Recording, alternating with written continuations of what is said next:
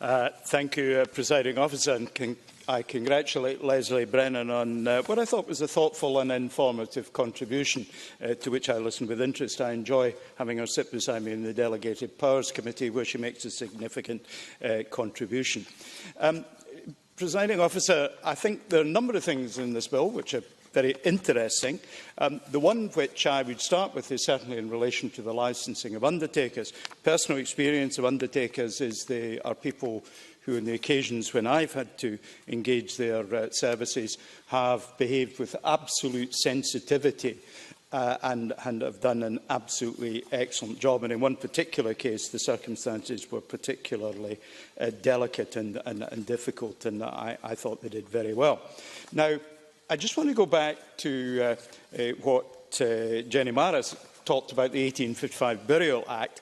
I think all the provisions of that Act are now no longer current, although I'm not a legal eagle who can say that, but certainly that's what legislation.gov.uk says. But it isn't clear what has happened to many of the duties, because it looks as if they've been supplanted and I think distributed across the legislative canon. When civil registration of births, marriages and deaths started in Scotland in that year, 1855. On death certificates for quite a number of years, the undertaker certified as part of the death certificate where the burial had taken place. Now, of course, that predated cremation, so perhaps things were a little bit simpler. Now, that leads me to a particular point. Therefore, some of the information about burials is in fact available through Scotland's People, which is the General Registrars of Scotland's site that provides information on births, marriages and deaths and other information of interest to genealogists and legal researchers. And it does strike me that when we look at Section 10, looking at burial registers, that it might be appropriate for the bill to be constructed in such a way that local authorities might use the General Registers of Scotland as the publisher and custodian of the information on burial registers which the Act is going to require them to prepare, because a lot of the infrastructure is already there. That could still be done, meeting the requirement that people can get free access in the local area. I'm not going to engage in the details on that. I do have a wee concern, however, about publishing details of where burials are, because it doesn't appear to be time limited.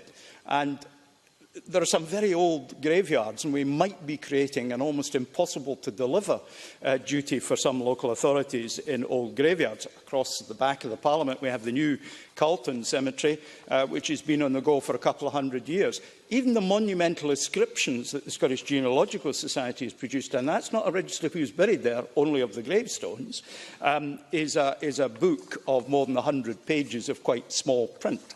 But I don't know what the state of the records on the burials is. So I think there are significant things associated with that. Private burials, the Act talks at from Section 16, and that's good.